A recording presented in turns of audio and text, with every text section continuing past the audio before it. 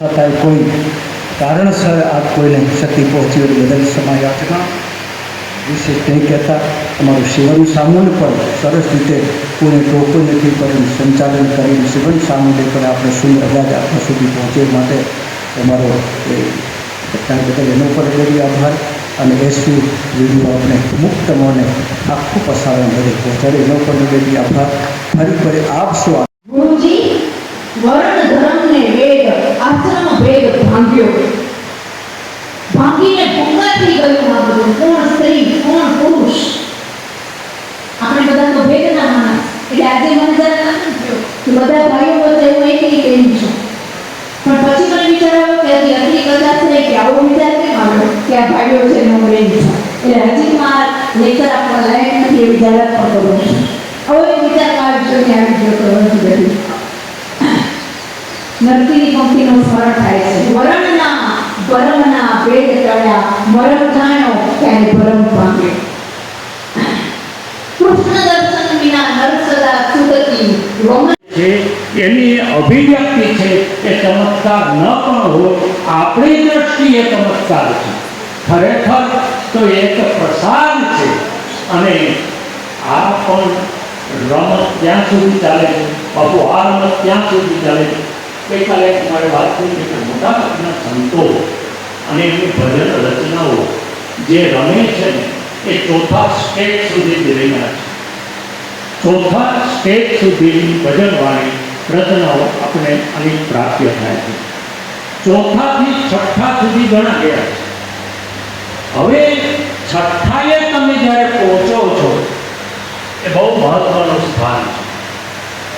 તેને મહારાજે ગઈકાલે છે ઈશારો આપી મને સરકી ગયા હતા પોતાની મૂળ વાતમાંથી અને આગળ આવી ગયા હતા. પણ જુઓ, છઠ્ઠાએ જ્યારે તમે પહોંચો છો ત્યારે સૌથી મોટી વાત, છઠ્ઠાએ જો તમે મૃત્યુ પામો ને તો જ સાતમા પ્રવેશ થાય. જો છઠ્ઠા સ્ટેપે તમે મરણ ન પામો તો સાતમામાં પ્રવેશ નથી. આપણે આ વાર્તાના અર્થમાં, મહાભારતના અર્થમાં લઈએ, છઠ્ઠા પેલો રચના થઈ ચક્રવ્યૂહની ત્યારે અભિમન્યુને મારી નાખવામાં આવ્યો અથવા અભિમન્યુએ મરી જવું પડે. જ્યાં સુધી અભિમન્યુ, જ્યાં સુધી તમારી મારી ભીતર બેઠેલો અભિમન્યુ મરે નહીં ને, સાહેબ વાત આ છે, વાત આ છે. આપણે પેલા મહાભારતના અભિમન્યુને શોધ્યું. અભિમન્યુ તો આ છે, તમારી ને મારી અંદર બેઠેલો અભિમન્યુ.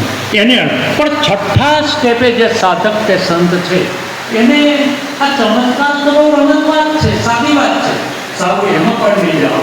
પણ કચેરીની અંદર આ પ્રમાણે ચમત્કારો અને બચાવની ઘટનાઓ એમાં મૂકી છે. મૂળ હેતુ ગુરુ મહિમા ગાવાનો છે અને એ આમાં એ મુકાયેલો છે. એની સાથે કચેરીની અંદર સાંપ્રદાયિક આધ્યાત્મિક દર્શનને પણ પ્રગટ કરવામાં આવે છે. એમાં જે શૈલી છે વર્ણનાત્મક છે, કથનાત્મક છે, પ્રસંગાત્મક છે, વસ્તુઓનું આલેખન પણ આવે છે. એ રીતે ગરિમાન સંપ્રદાયમાં જે આપણને પરચર્યો એક પછી આપણને મળે છે. અને એ પછી એ પરચર્યોમાં જે મહત્વની પરચર્યો આપણી પાસે મળે છે એમાં મધ્યકાલીન ગુજરાતી સાહિત્યમાંથી એક શક્યતા એ છે કે આખ્યાનમાંથી આ સ્વરૂપ ઉતરી આવેલું હોય. શક્યતા છે, મારો સંશોધક તરીકેનો દાવો નથી, પણ એક મત એવો છે કે આખ્યાન જે પરંપરા છે એ, પણ એના કરતાં હું વિશેષ માનું છું કૃષ્ણને કે નરસિંહ મહેતાએ જે સુદામાના કેદારા લખ્યા